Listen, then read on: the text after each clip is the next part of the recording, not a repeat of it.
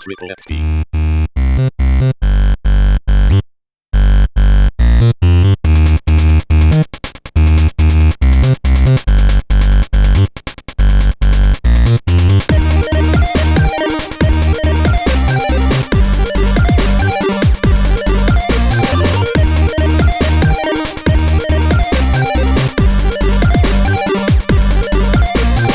Triple XP. Now. Jesus fucking Christ. I'll edit this out, don't worry. Yeah, don't worry, edit that bit out. Welcome to Triple XP. This is episode 16. I'm Shane, and this is Mike. Hello. And with us this week, we have our wonderful blog writer, Ryan. Hello. You can find us on the usual places, YouTube, Spotify, and any other podcast delivery website or app. On this week's episode, we have some interesting news out of the Naughty Dog camp. Mike finally gets his hands on the Scott Pilgrim remaster, and we discuss the idea of free choice in video games. But before we get into any of that, how are you both? Fine. Yeah, I'm alright. I enjoy that neither of you said anything for a solid second then, and then instantly both of you were like, fine. It's one of those things, isn't it? Where you kind of have to just consider it at the moment. I mean, is there any other state? Is anyone static at the moment? It's like, am I dying? No. Then I'm okay. Yeah. I am present. I'm present. My hand is up. That is it. Yeah, we're not going into more lockdowns, so Yeah. just in the same place we've been for the last month. Let's not tempt it, Shane. I mean, what more could they do to us now? Just park a tank at the end of your road, and just if you step out, Exactly. then you're gone. It's the claymore on the doorstep, isn't it? It's, Fine, I don't leave the house anyway. it's true, but still, I like to have the choice to go out for a walk and not have my legs blown off. I don't know if the government could afford that many claymores, to be fair. I They've spent mean, all their money's on vaccines at the moment, so... it's true, and furlough. The Claymore budget is through the roof right now. Exactly. And who are they going to pay to put all these claymores out? I'd do it. Mike's there, he's volunteering pro bono. Well, I would say, what have you guys been up to this week? But I can pretty much guarantee it's not leaving your home. I mean, you So- can look at my list about what we've been playing, and I've got a pretty extensive list. Yeah, so in that case then, should we get straight into the news? Yeah. I'll continue it for us then. Yes, we Yeah. should. We'll bash the news out. Ryan, should we start with your story? Because to be honest, this is the most ridiculous. Is it that you started with me because you don't care about it? 100%. I mean, Katy Perry is joining the Pokemon 25th anniversary celebrations. How is that not something to care about? I mean, In what I don't way? know, Mike. If you, I'm gonna yeah, look in what way. exactly that. I've seen the headline, but I've not read mean- the article, so I'm like, what? No one knows. I basically, for those of you who don't know, Pokemon is turning 25 in February. Well, it starts in February. Meaning that we've got Pokemon Day coming up towards the end of the month or end of February, which means we're expecting new games to be announced and stuff. And Katy Perry's going to be there. Maybe as like a Super Bowl halftime show, dressed as Pikachu. Maybe I really just dancing hope after Pikachu. she's not dressed as a Pikachu, just like a Miltank or something like that. Yeah, a Geodude. Yeah. She's just sitting there and she's just got these two rock arms out the side, and that's it. Yeah. I mean, I'm I mean- hoping for a sexy Magikarp. I mean, anyone's guess is as good as that. If Shane. I'm honest. You can just Google sexy Magikarp, and there is enough pictures out there to satisfy that. I mean, need. that is true. That will cover you for an evening at least. But no, So- I mean, I just thought it was quite interesting. I mean, I feel like Katy Perry is quite a recognizable name, but not one that I would attribute to Pokemon. It's not even one that it doesn't appeal to the likes of us who've been me who've been playing Pokemon since I could, and it doesn't really strike me as someone who 12-year-olds. I Well, don't know. I've got two questions. Mm.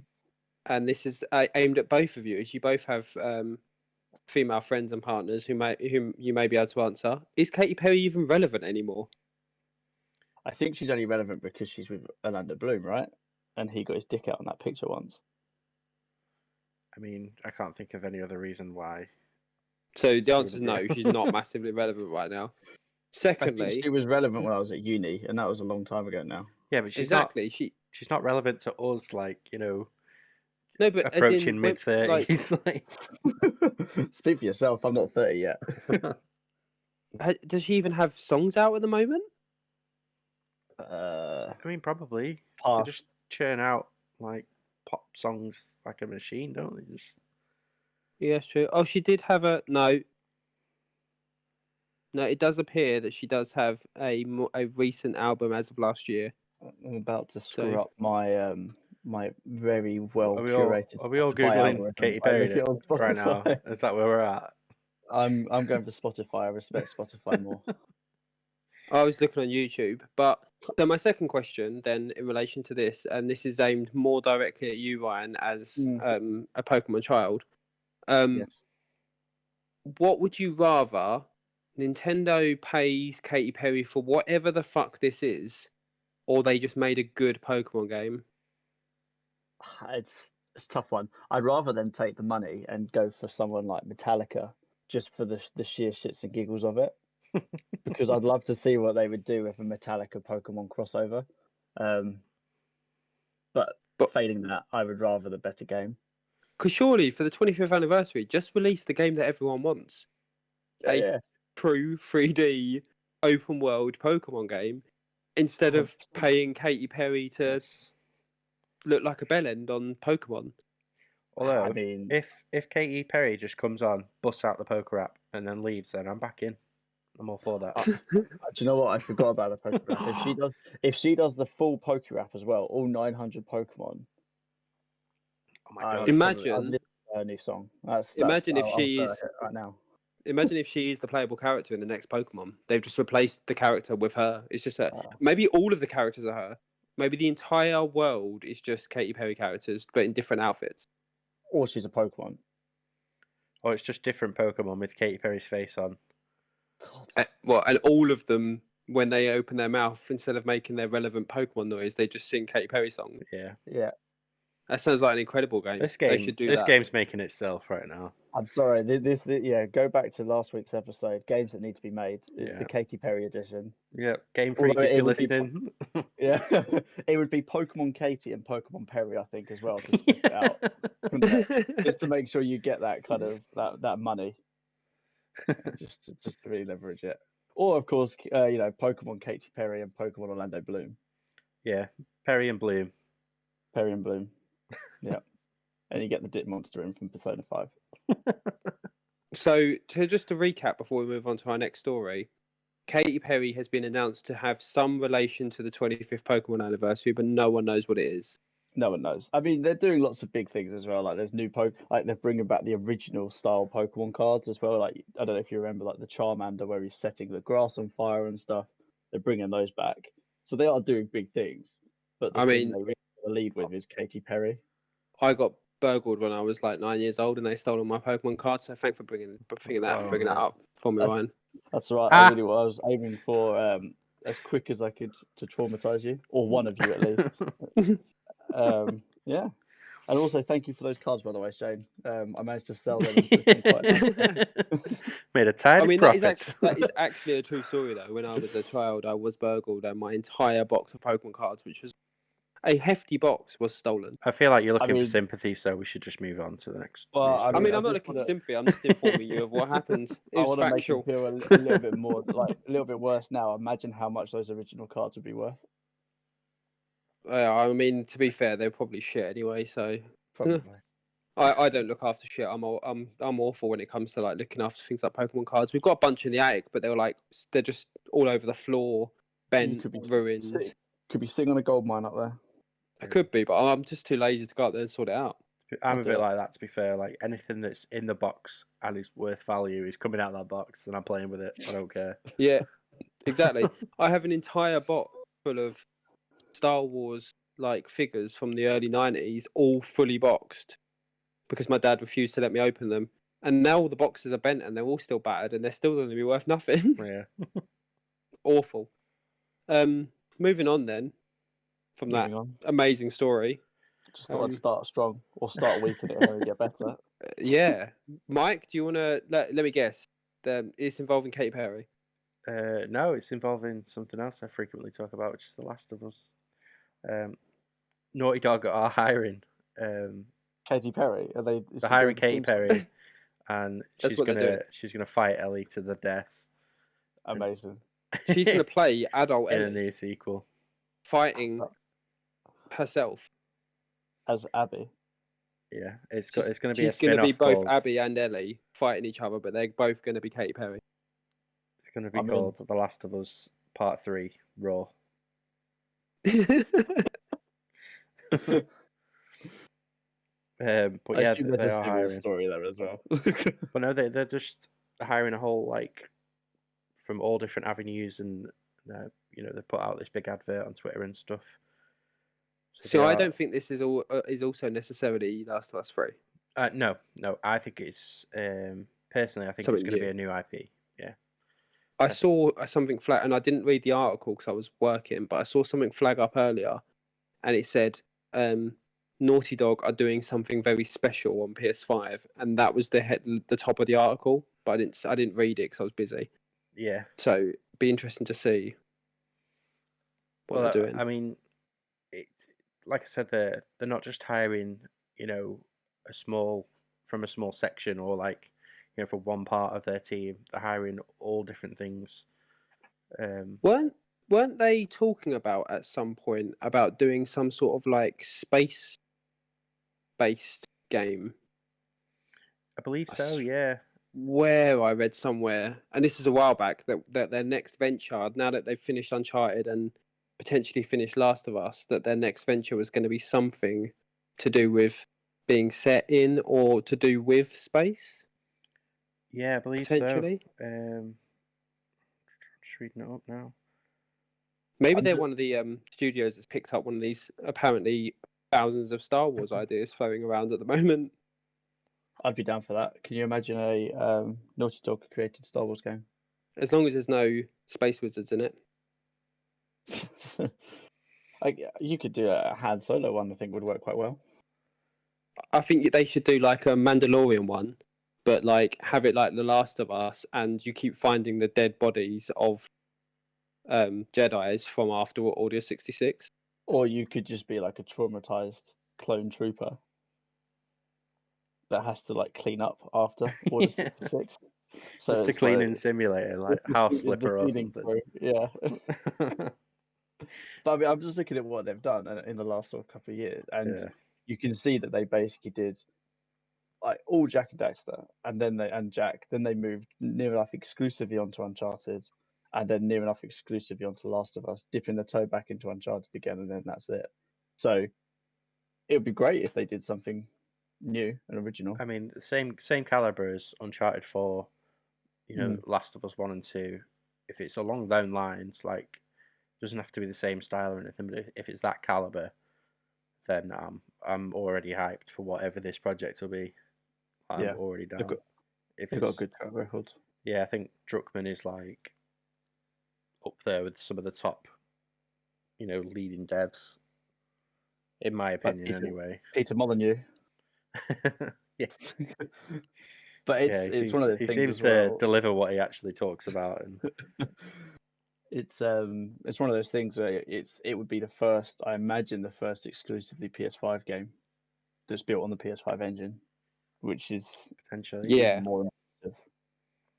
And correct me if I'm wrong, but I've got a feeling this sort of news will cause the fans, particularly those that are into like collection hunting and looking for the little Easter eggs, into a stir, because wasn't there Easter eggs for Last of Us before Last of Us came out in the Uncharted games, and vice versa? I know this. So you're suggesting that they've already hinted at it? Yeah. Well, that's me delving back into Last of Us for a third time. But yeah, because I'm pretty sure the sci-fi game, just to interrupt, was Savage Starlight that was mentioned, potentially in Last of Us 2. No, no. I think it was just something like stirred on the internet about a new IP called Savage Starlight, which would be like a sci-fi RPG. But then I don't know. Interesting. That's just the name of it as well. That's the only info I've got. Like, there's not much info in this story. It's just that they are hiring, and it's exciting news because it's potentially a new IP. It's testament as well to the sort of the success, because it means that they've got the capital to grow. It means they've got the capital to sort of delve into new things. I mean, we still have Last of Us 2 is unfinished in the fact that there is rumors to be, and I think it's almost near enough confirmed that you've got the multiplayer coming. Is it Factions? I believe so. Yeah, yeah. So I think that's already been announced, hasn't it? I'm sure it's. Yeah, I on, couldn't remember if it was Twitter or official something. or not, because I've kept my copy in anticipation of it. So you think that they can then free up some resources to do that. It's a great sign for them. Obviously healthy. Yeah, I mean, that's what happens when you drop the biggest game of last year during a pandemic. Yeah. Yeah. Make absolute bank. Yeah, definitely. Yeah, I'm sure. I mean, there's something in the back of my mind, and I'll have to do the research on it. But there's something in the back of my mind that was like, there was a few little Easter eggs in the Uncharted games that kind of gave hints to what was going to happen in Last of Us before Last of Us was even announced. And then when they did Last of Us, there was a few little hints in that around Uncharted 4, and then Uncharted 4 had a few little hints in it around the potential Last of Us 2. What if in Last of Us, how you pick up the superhero cards? What if it's a superhero game? Superhero game. Amazing. I am so down for that. Really, really like dark, like Last of Us, but with superheroes. Like The Boys. The game. Yes. Oh, God, imagine if they were just making a boys game. That would. I mean, that's it. That would be sold. I'm done. I'm already pre-ordered. Perfect game. I pre-ordered something that doesn't exist. There you go. 60 quid suddenly just disappeared. For an idea. Yeah. I mean, ideas are powerful. So this one's got me sold. Talking about ideas and the power of ideas slowly becoming reality, it takes me into our last news story of the day. Mortal Kombat finally returns. Yes. This is exciting. This is so exciting. So I don't know how much you know about this one, but Mortal Kombat, the Mortal Kombat movie reboot, has been kind of on the cards for a few years now, and we've never really seen much about it. And then it kept saying, then there were points where it was getting cancelled, and then it was back, and then it was cancelled, and it kept changing hands. It was all very confusing as to what was happening with it. HBO Max and Warner Brothers have now confirmed that it not only is it being made, but it comes out in April. It is ready to go. It's mad. Yep, it's going to be also HBO just sweeping in again and just recovering everything that is just not going to cinema. Yeah, exactly. So we get a look at the first characters. We get a bit of a trailer. We get some information around the story. So this is from an article, Polygon article, and it states, according to the official story synopsis from Warner Brothers, Cole is a mixed martial arts fighter who bears a mysterious birthmark, one in the shape of the Mortal Kombat dragon logo, obviously. Oh, come on, of course. Cole is also the target of Sub-Zero, the ninja cryomancer sent from the Outworld to Earthrealm by Shang Tsung to, one has to assume, remove his spine. Exactly why Shang Tsung wants Cole fatalized is unclear. It then has a few more images of some of the characters, and it goes on to say that Cole goes on a search for Sonya Blade at the direction of Jack, a special forces major who also bears the same strange dragon mark that Cole has. And in their search, they take refuge under Lord Raiden, the Thunder God Protector of Earthrealm. And according to Warner Brothers, Raiden grants sanctuary to warriors who bear the dragon mark seen on Cole, Jax, and others. This includes Liu Kang, Kung Lao, and Kano, who are all played. It goes through who all the actors are, and they're people I'm not even going to attempt to say. No, I think the only reason why HBO took it on was because it was a low budget, and they kept the actors were all low profile actors. Well, you say that, So they'll train together and fight and train and be ready to be Earth's greatest champions in a battle against the Outworld. You say low budget, but the person who is playing Cole is Lewis Tan from Wu Assassins, and the person playing Sub-Zero is Joe Taslim from The Raid. But this is why it's okay. low budget, because they spend it all on the two main actors. But the point being, The Raid has some fucking amazing choreography. yeah. And if Mortal Kombat is even close to that level of choreography, Yeah. I mean, and I'm so most down for that. importantly, it's not PG-13. Expect Um, violent R-rated action. Yeah. yes, they've confirmed it is going to be violent as anything. And interesting, the movie begins set in feudal Japan, and we're going to get to see Sub-Zero and Scorpion before they became superpowers, when they were just humans fighting each other. So we're going to get to see their transformation from humans to the all-knowing fighting ninjas that they become. I love Mortal Kombat. The Mortal Kombat films are trash, and they are the best kind of trash that's ever existed. And I am all for them in any way and any shape and capacity. And this excites me a lot. Yeah. So naturally, I want to see a spine. I want to see someone's spine ripped out of them. They have. I think the director has said that some fatalities will return, like classic fatalities. Good. And more importantly, though, I want to see a babality. Yeah, friendship. Exactly. I want to see one of them. I want to see that. Just everything about this film. Oh, I'm so excited. Yeah. So I don't know if he's the main protagonist or not, but the new character Cole, he's not like a returning fighter or anything. He's like a brand new character to Mortal Kombat.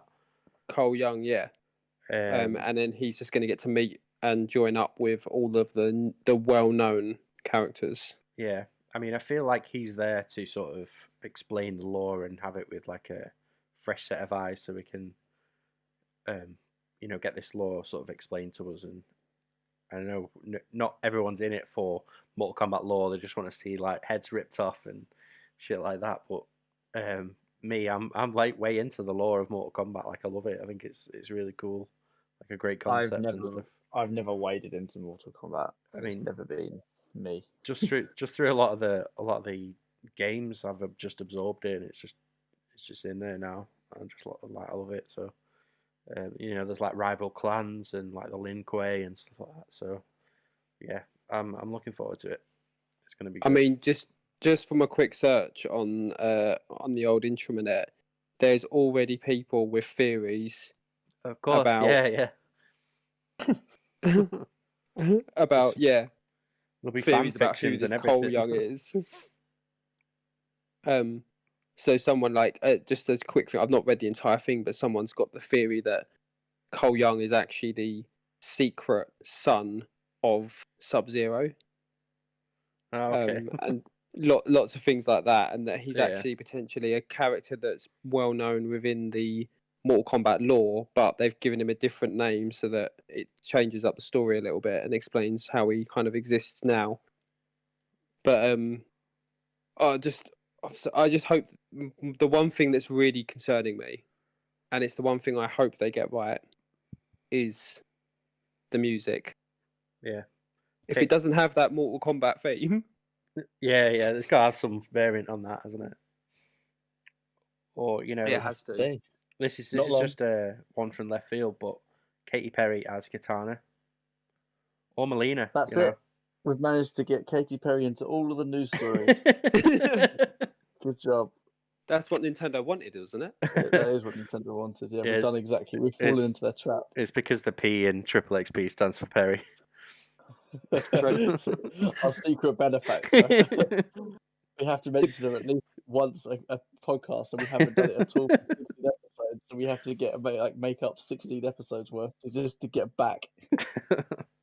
Also, thinking about it, there is nothing. I don't know if I would I would definitely enjoy watching Sonya Blade rip Katy Perry's spine out.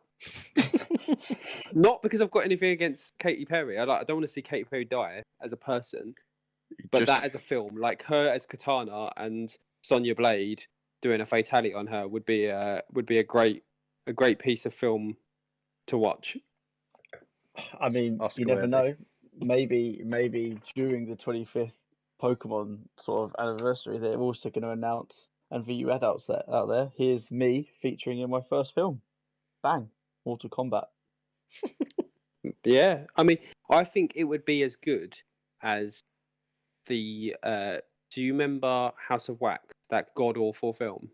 Oh, with yeah, Paris Hilton in it. The Paris Hilton death scene where she gets the pole through the head, I want to say, or like. I mean, I've seen a through the different neck. film where she gets a different kind of pole in the head. So, I mean, that one we won't be talking about.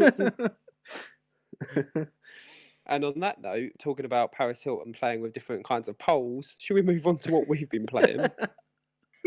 What a segue that was! Smooth I as mean, butter. It was a try. It was a segue. I mean, it was one of our better ones because we're usually really bad at them. So, Ryan, you're the guest. You kick us off with your long list of things that you've been playing. I mean, I'm not going to go through all of them because otherwise that'll take up the whole podcast. I mean, D2, like Destiny 2, is obviously a big one.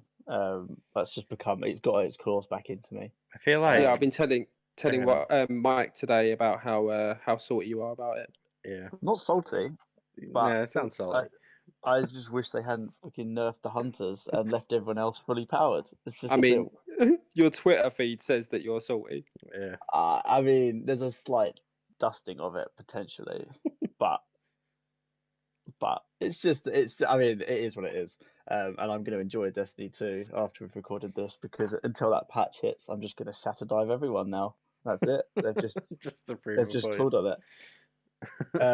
But I mean, what are the, moving off of Destiny, otherwise I will get super salty. I feel like Sackboy. I just want to mention that I feel like Destiny is like a job at this point. You just you fucking turn up, you take your coat off, I you mean, sit down at you I'll put 8 hours in and then you go home. luckily, my years on things like WoW has made me quite efficient at doing like menial tasks and quests. So I could normally do most of the weeklies in a couple of hours.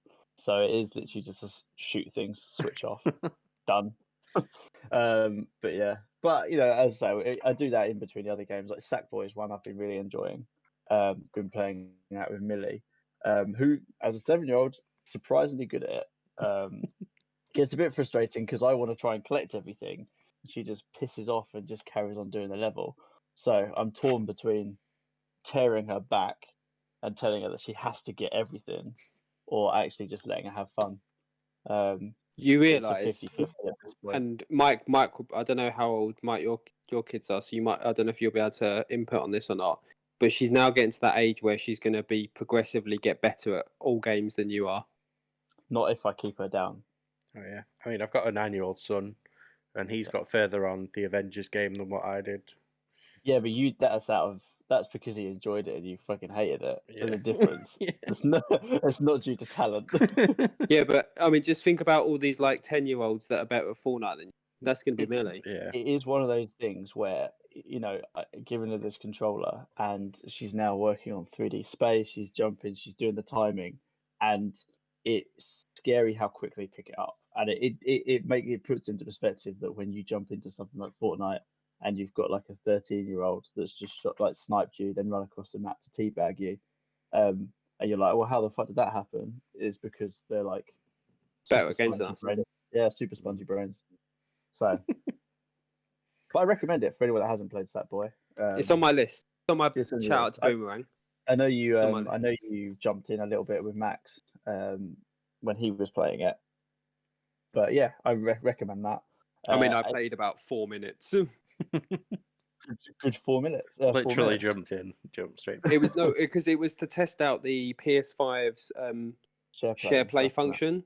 So I literally jumped in for 4 minutes just to test out how it worked, and then I literally played nothing. I definitely recommend it.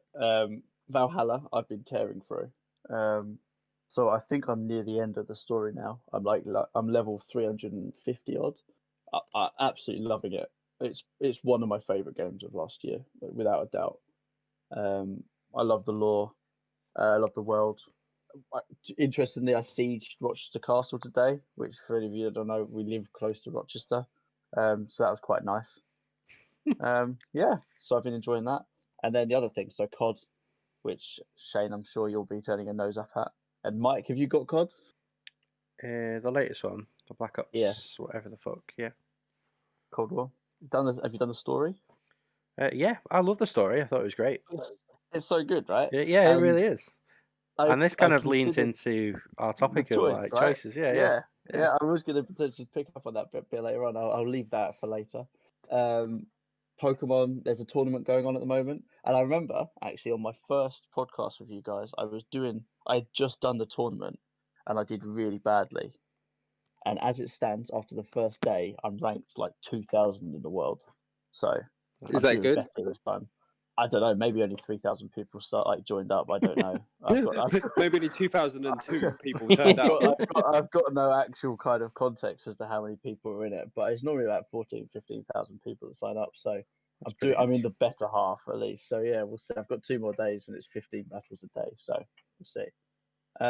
But yeah, that's my quick run through that. And then the one I wanted to touch on is WandaVision. So I don't know if you guys are interested in WandaVision. I watched it am. this morning. I am. I am, but yeah. I wasn't, but I've been playing the Marvel no, not Avengers, Marvel Ultimate Alliance 3, the one that's on the Switch. Yep. I've been playing that, and Scarlet Witch has been like a permanent feature in my team of 4. She's a very solid character. Yeah. Very solid hero. So I'm more interested now because of just that, couple of hours of gameplay.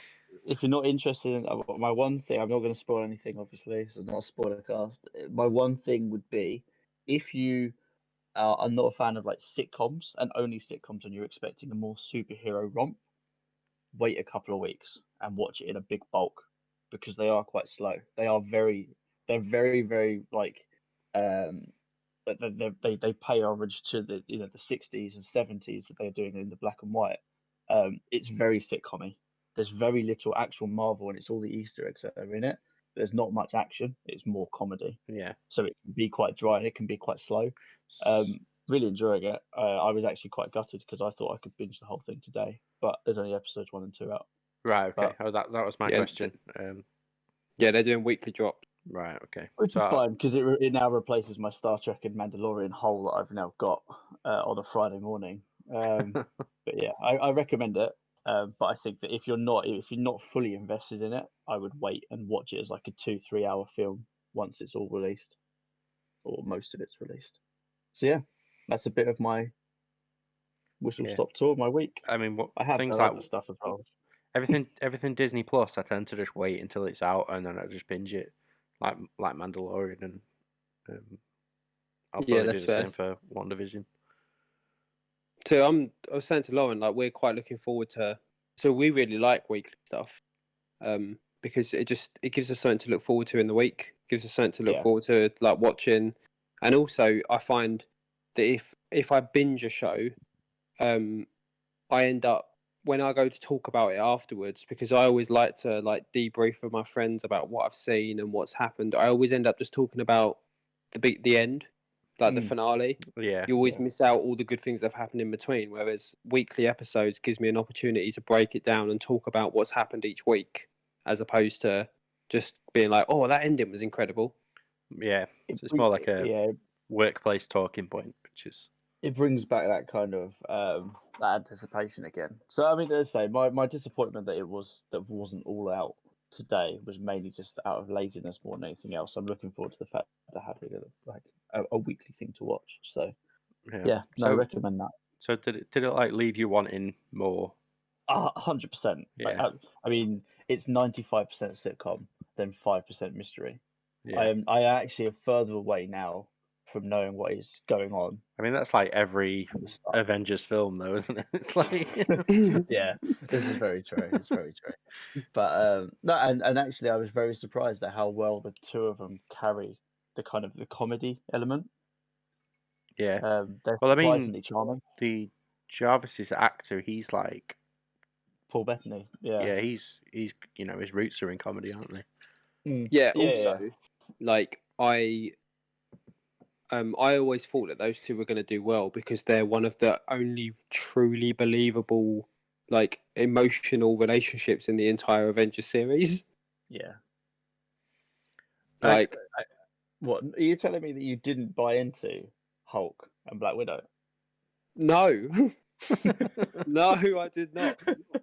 The Clint and Black Widow relationship was more emotionally attaching than them two.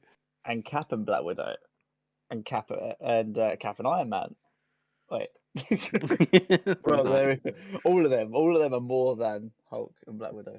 But Yeah, literally, like Iron Man and his suit has a better emotional connection than Black Widow and Hulk.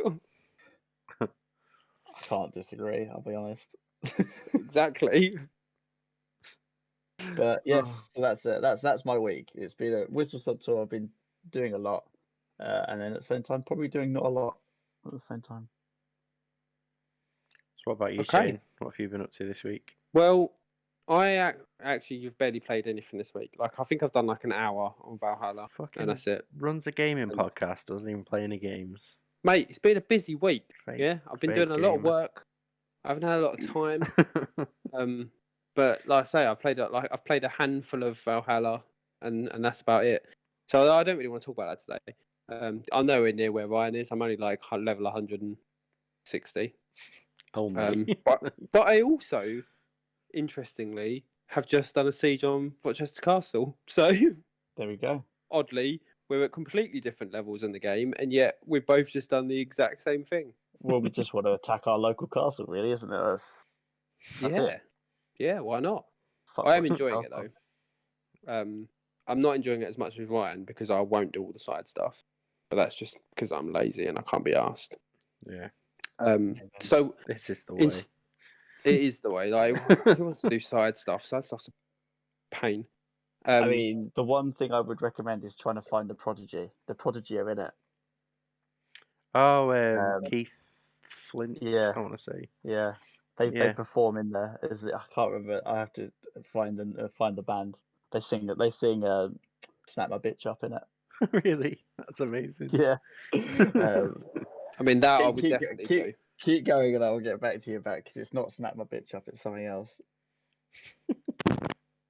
That I will be interested in. But anyway, this week, instead of talking about what we've been playing, I'm going to talk about what I've been reading.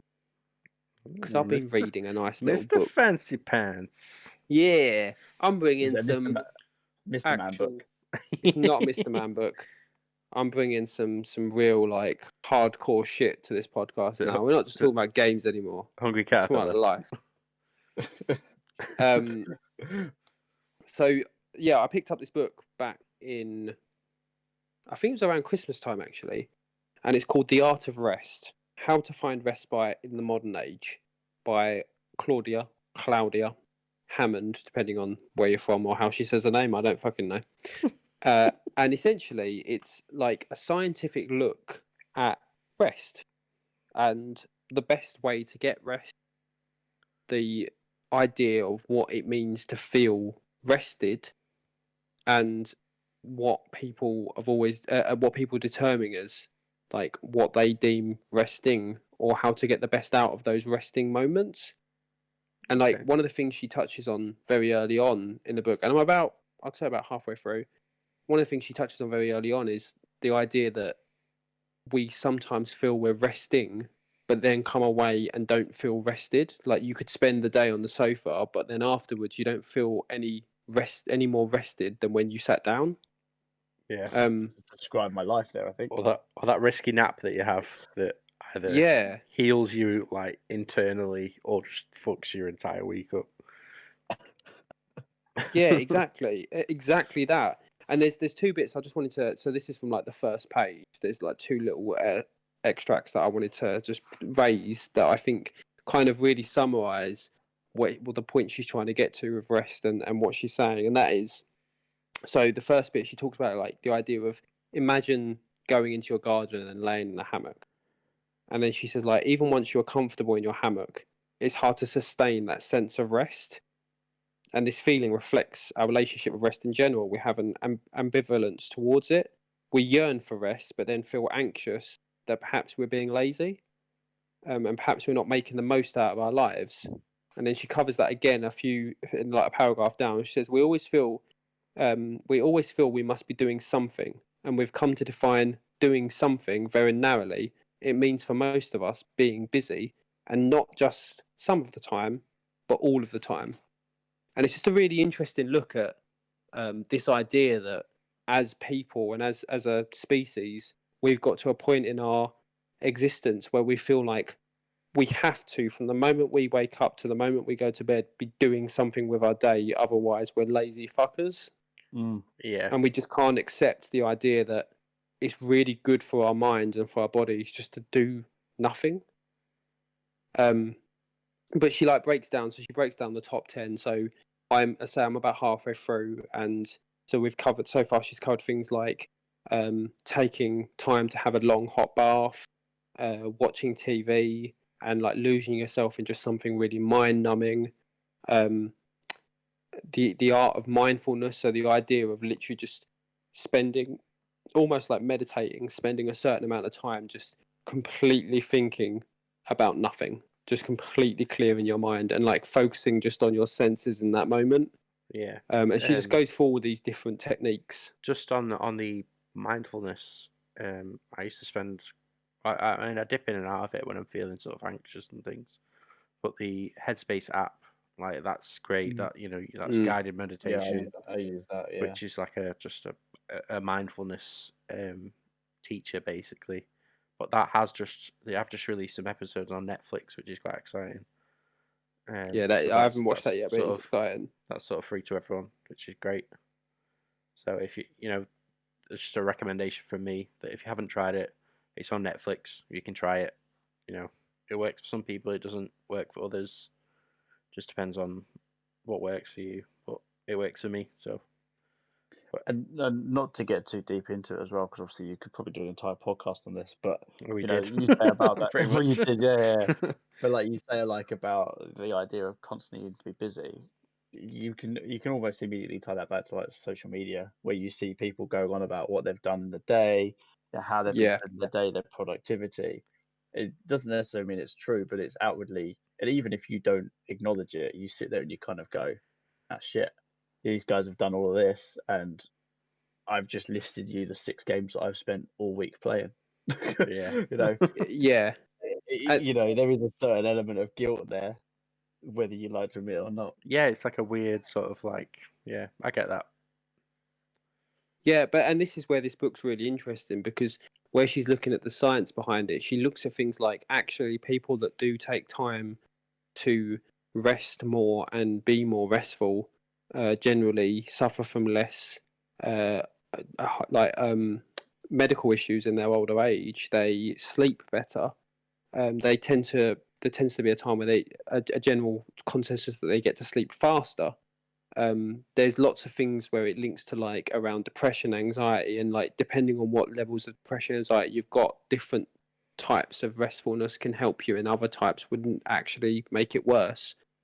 So she covers kind of all of that, and there's two particular things that I'll quickly raise while we're on the subject, and it's she also gives, as she goes through each subject, she gives like little tips around how you can trial these different types of restfulness yourself.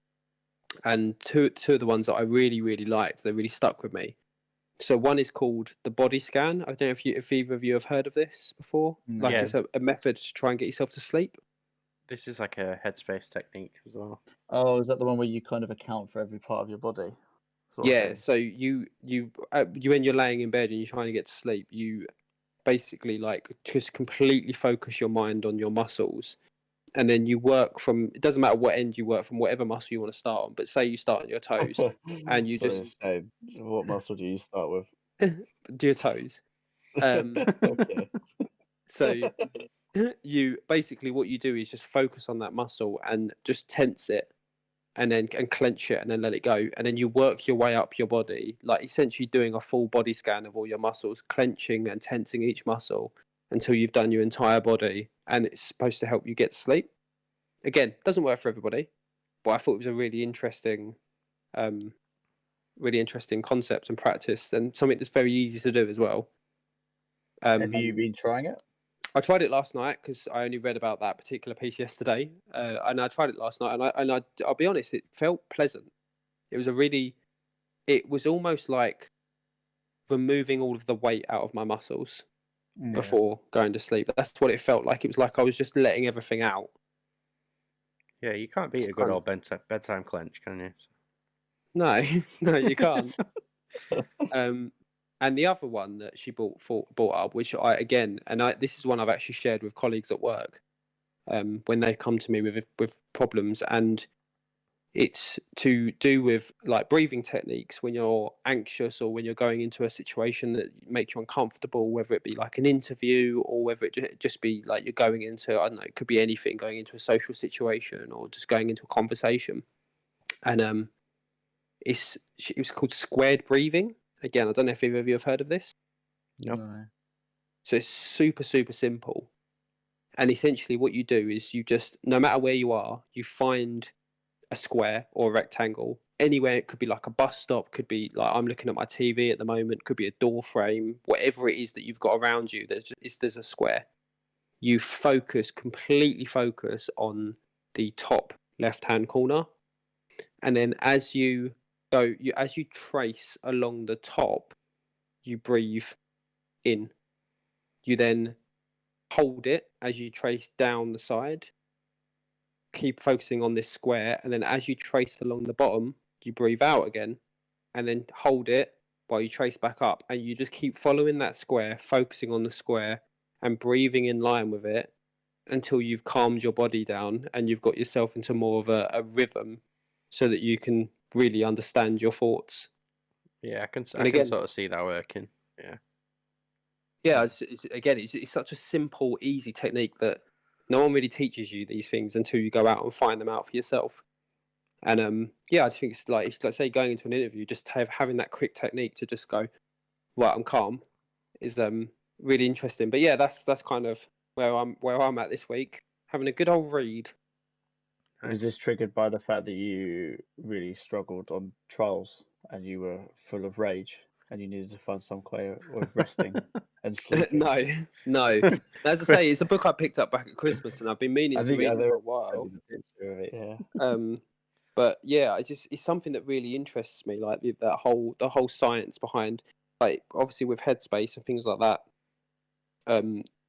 Obviously I don't talk about my job in this podcast, but a lot of the nature of my job involves helping a lot of my staff out when they have personal issues and they have mental health issues and things like that, and I always try to find the best ways to help them. So I end up over the time I've become quite interested in these sort of topics.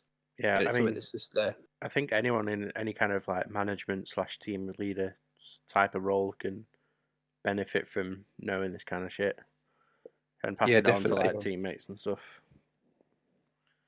Definitely. But yeah, so from that really serious, like, I do want to just interject. So I found the name of the song that they sing in Valhalla. Yep. It's called "Smack My Bishop." Amazing. Of course, amazing. So it is incredible, and I remember when I came across them, it's a bunch of people that are getting moaned at by a Christian bishop, because their music is too progressive, and they're singing "Smack My Bishop."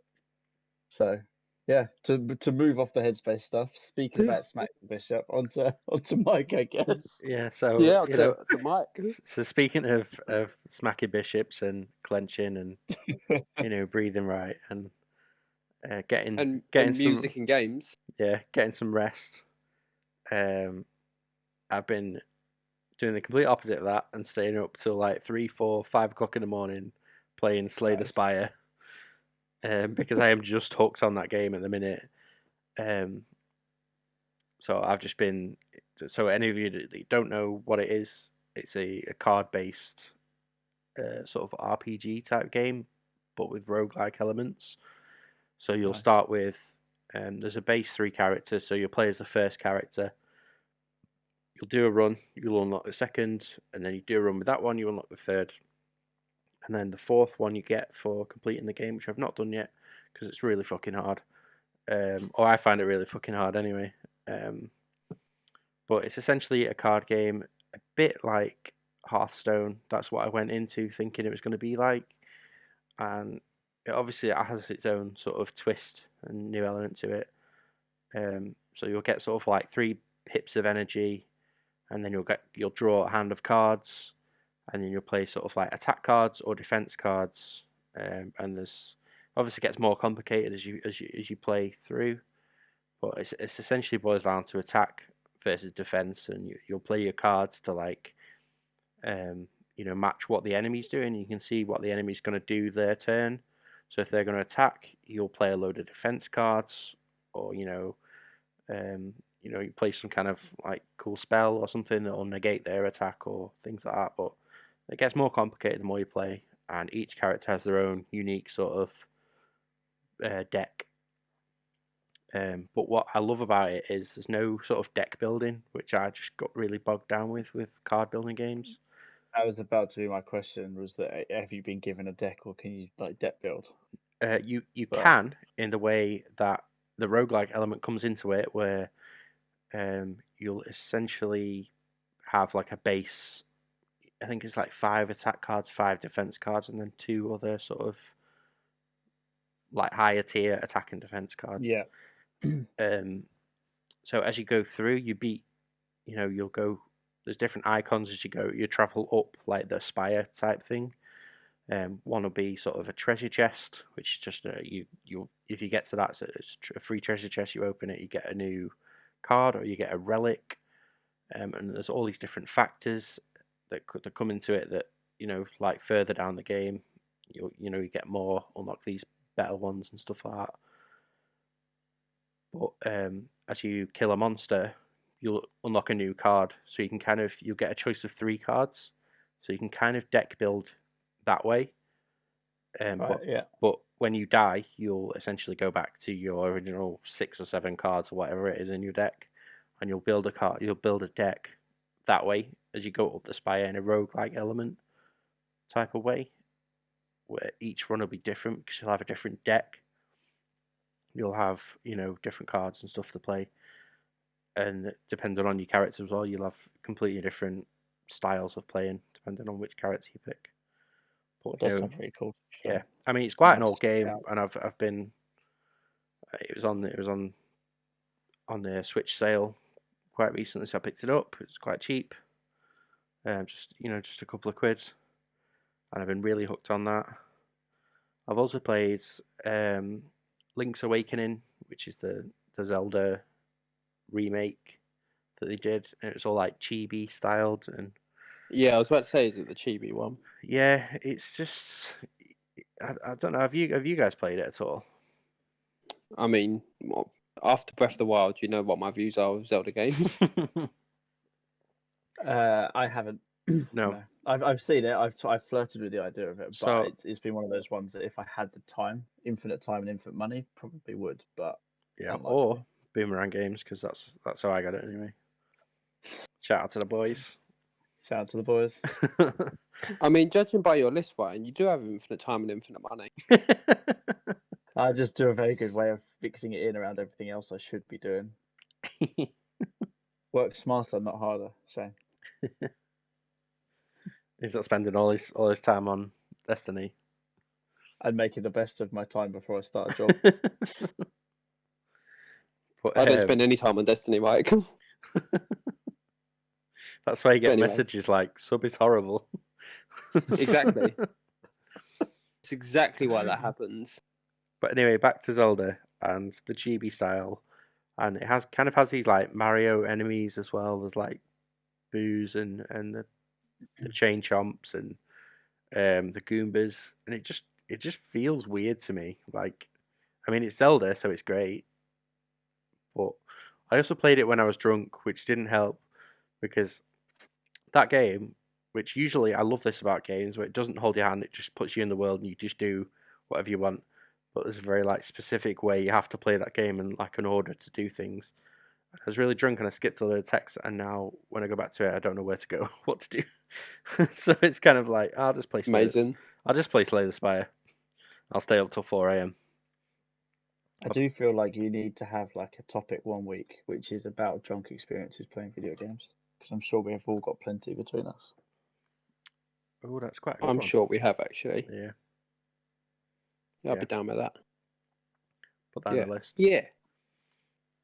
So finally, after maybe 10 years of waiting, 10 years of pleading to Ubisoft, they finally re-released Scott Pilgrim, and I finally got my hands on it, and it is just as good as I remember. It is one of my favourite games of all time. I said it.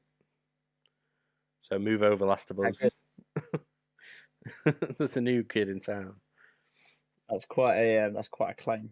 I mean, it's essentially a Streets of Rage, like street strolling, brawling, beat 'em up. Like there's 1,000 different clones of it. Like before this came out, or even was announced, I was still playing Castle Crashers, which is another one where you just stroll along, you punch stuff in the face, you move on to the next level, you level up, you get a new combo move and stuff like that. But with Scott Pilgrim, I don't know, it just feels different. It just feels like it's got so much character to it, and I know Castle Crashers has a lot of like comedic elements and stuff, but if you're a big fan of like the Scott Pilgrim universe, then this is like such a great game for you. Like if you've not played it before. I think I have played it before. I don't think I played it all the way through. Again, I've flirted with the idea of picking it up, so maybe I could be convinced. You need someone to play it with, don't you? I mean, I've been asking a few people, yeah. So I mean, I know Cheese picked it up recently, but I think he got it on PC. But it's 12 quid. It's not that much. It's got great multiplayer features. It's not only got like just the story playthrough. It's also got some other like side games, and there's a boss rush, and there's definitely loads to it.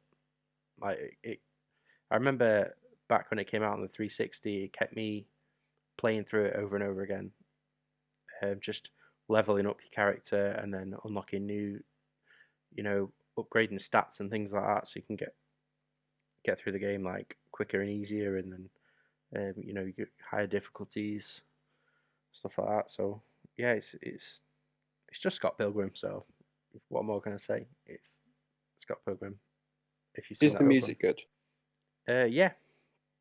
That's kind of the important thing for me when it comes to Scott Pilgrim. I mean, yeah, it's pretty banging. It's got a great soundtrack to the point where Limited Run, who do a lot of physical releases of digital only games, have actually re-released the vinyl LP of the soundtrack. So I'm yet to get through like I did like the second level, because I've been busy playing other stuff. But I just want to like sit down, and I've not had the time to like just sink my teeth into it yet. But I played like maybe 2 hours of it, just while the baby naps. I'm just like, right, nap time. Scott Pilgrim time. So I've jumped in, played about 2 hours, and its soundtrack's great. It really is. Yeah, it's just that 16-bit, like glorious, like retro style, kind of like the theme tune to Triple XP, where it's got that 18-bit sort of almost tinny sound to it, and it's just great. It's just nostalgia all over. Interesting. Check it out, I think. Is only digital, or could Boomerang send you a copy? I don't think you can get it from sort of Boomerang, but Limited Run are selling it for a slightly higher price, but it's a physical copy, so, and it is Switch, so it's maybe about $30, I think, when I last looked. Is it like £21, £22 maybe? Yeah, something like that. Yeah. Let me have a quick look. I was just about to say the same. I'll let you do it. But yeah, it's a charming game, and the story is obviously great. the film was great, and I Yeah. remember the original one. I think it's kind of like it's a cult classic, isn't it? Yeah, the film for me was like where it all started, and then I've recently acquired like the the book series, and Yeah. so I'm just slowly kind of chipping away through that as well, which adds a lot more. I think the game pulls a lot more from the sort of comics than it does It from does, yeah. the movie, but there is elements of both in there, like it was at the time period where both were around and popular. So yeah, it's just yeah, it's a good game. I I can can't really like put it into words. It's just great. It's just arcade brawler, beat 'em up, and I can Yeah. confirm Just that real it's not fun. on Boomerang. Okay. Yeah, And price wise, if you're looking at a physical copy, it doesn't say. yeah. It's on. It's on. It should be available on limited run. I don't know if they've got like a different release date for it. The game edition is $35. So what? 30 quid?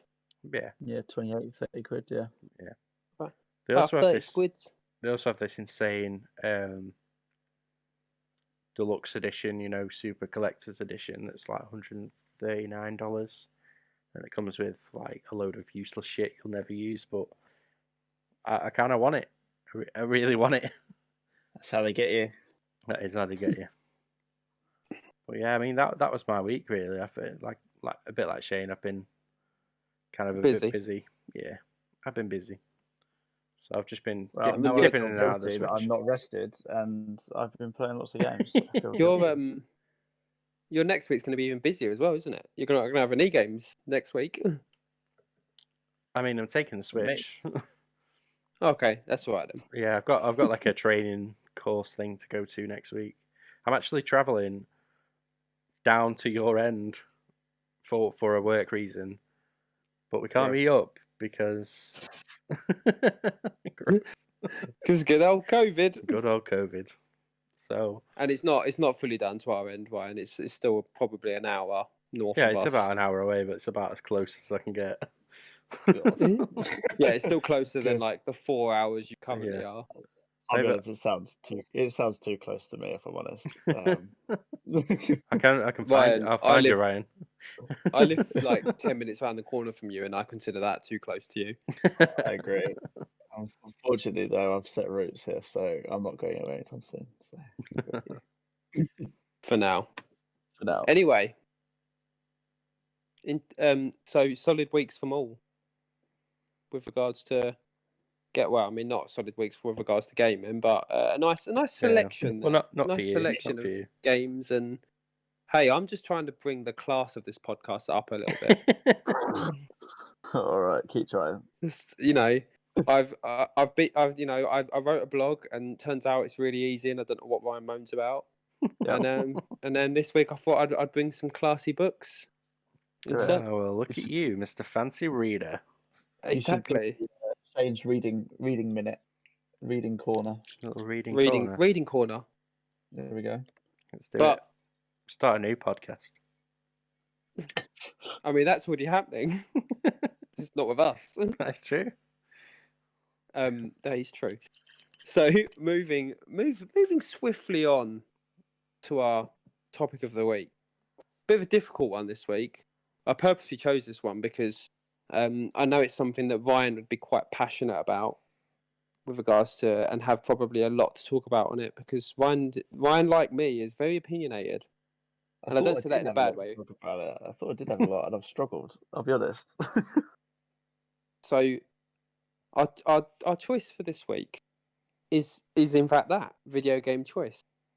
So what we're kind of going to be looking at and talking about is the concept of choice in video games, when that is true choice, or the idea of this false player agency that a lot of games have, and does that really matter, and what games do it well, and what games do we wish did it better or had it at all. So So we'll kick it off with nice simple question.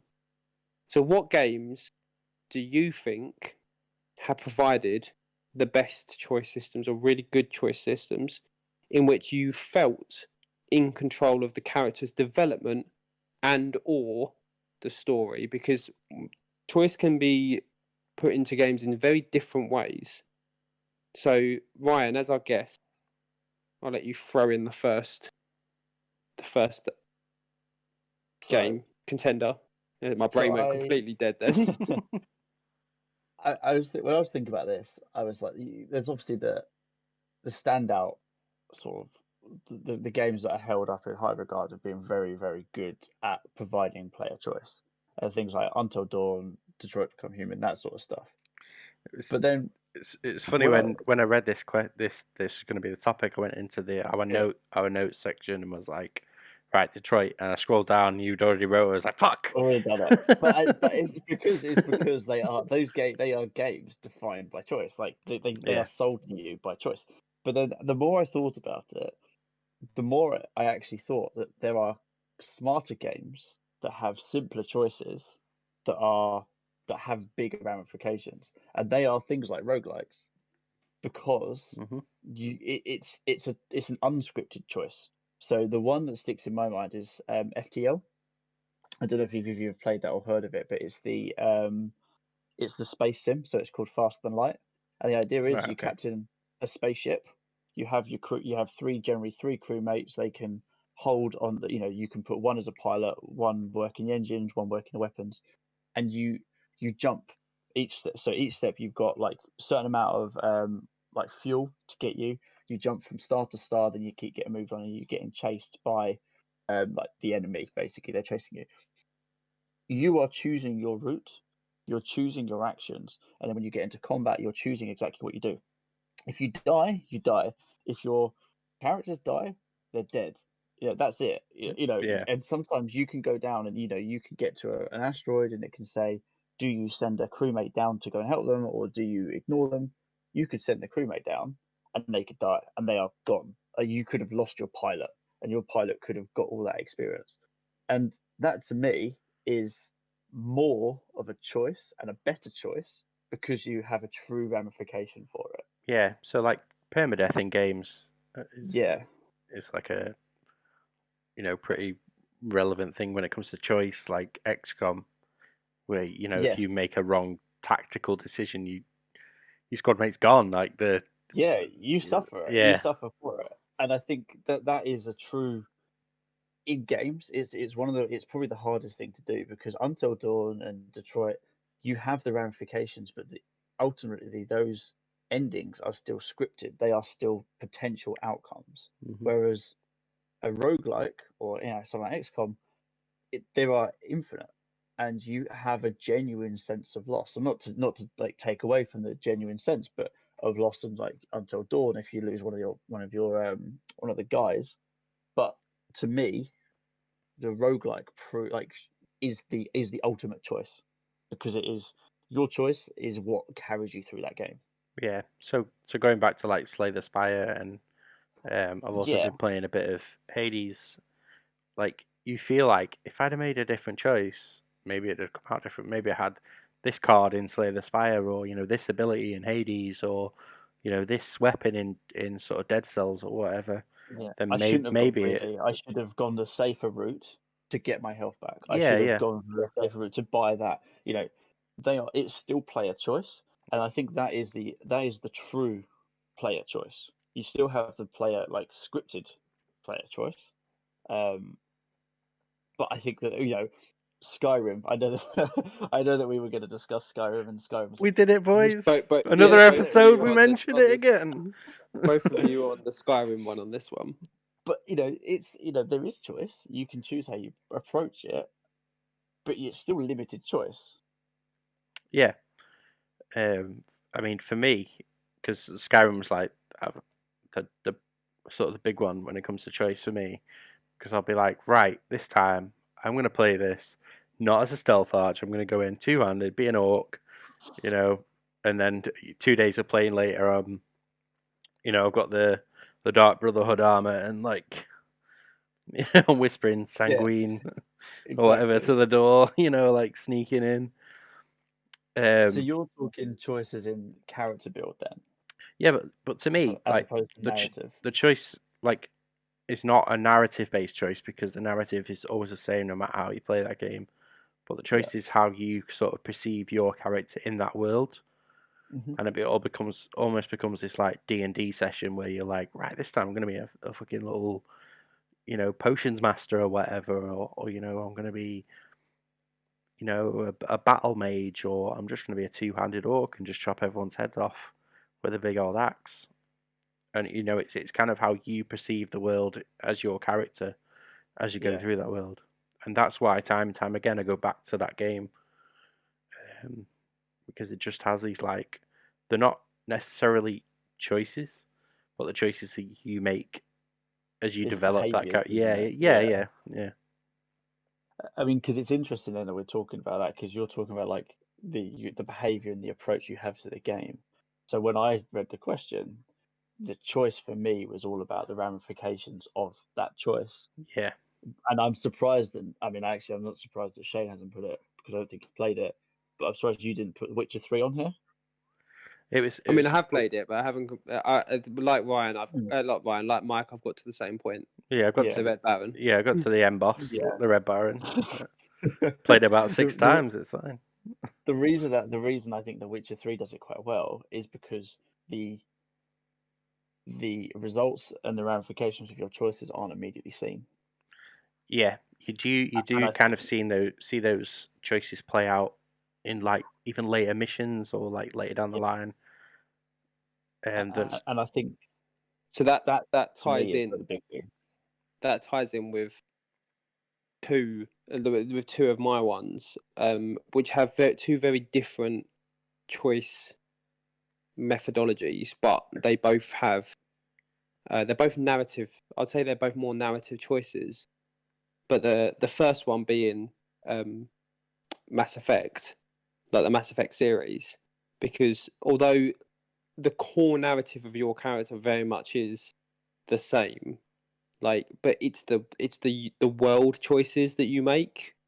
Like, Yeah, obviously, there's a point without going into spoiler territory because I know it's coming out soon, but there's a point where you ultimately get to decide whether a genocide happens or not. And those choices affect how other characters, not just the immediate characters, deem you, but how other characters in the world deem you, but also how things that open up to you further down the line or things that get closed off to you further down the line because of those choices you've made within the wider universe, although they don't necessarily affect your direct narrative of your character. yeah, And the other one which kind of takes the similar thing but to a bigger extent, and this is what you were just talking about, and it's one that for me really pushes the boundaries of choice, and that's Divinity Original Sin 2. I mean, one might have done it as well, but I've not played one. But like when we were playing it, and we do need to go back and continue that. you definitely. The idea that you can kill everyone, you can make that choice that everybody is, that nobody's safe.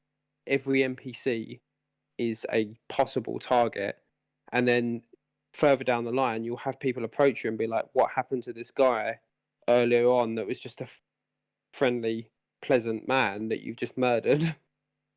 Yeah. And that has like further ramifications in the storyline, and again, how people react to you, because again, it doesn't affect your direct narrative with the sense of the core story, but it does affect the ability to access side missions, the ability to access certain quest lines, certain dialogue options, and also opens up potential or closes down potential dialogue options in the future where people are like, yeah, but I'm not going to help you because you just murdered like an entire building of people for no reason because you're a bastard.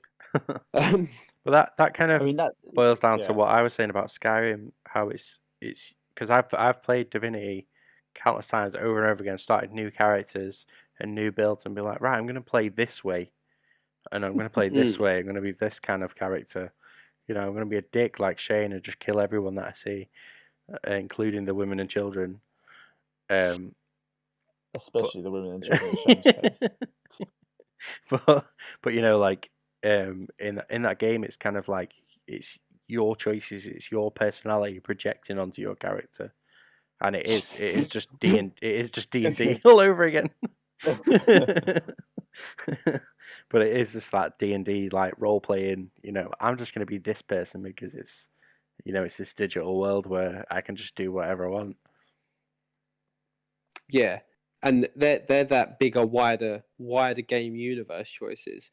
Whereas obviously, Levian, you mentioned about Until Dawn. I forgot what it was called then because I've called it Until Ryan Does Anal on the sheet. I noticed that. Yeah, I had to stifle a little laugh when I was speaking about it a minute ago. Games like Until Dawn, Detroit, and also I've got on my list the Telltale series.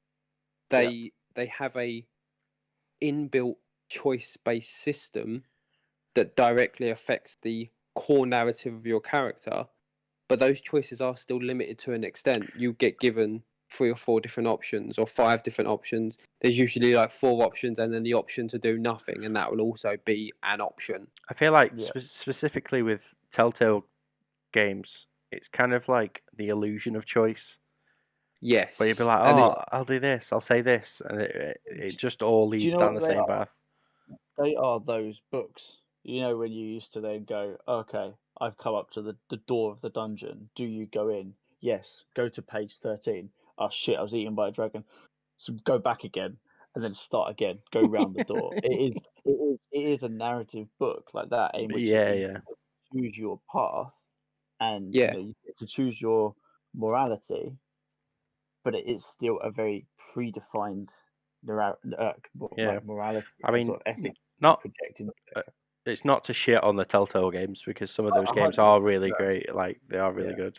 Some of them weren't as great. Yeah. But no, you're right. It's that illusion of player agency as opposed to the actual freedom of player agency. But then, as we've just discussed, the idea of true player agency and like true choice in games is not feasible on a technical level because all games have some level of narrative or some level of you have to get from A to B in some capacity to complete the game.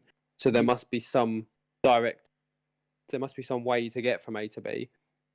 Yeah. You could argue though that Until Dawn and Detroit do in a way have that because it's also tied a little bit to your ability where you can like screw up a quick time event or you can screw up a puzzle and they die, so it's not necessarily tied to just like ethical choices or answering questions or simple answering A or B.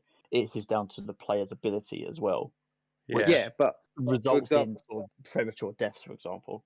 No, but for example, say, so if I was saying true choice, you look at, let's say, Until Dawn. It's been out for a while now.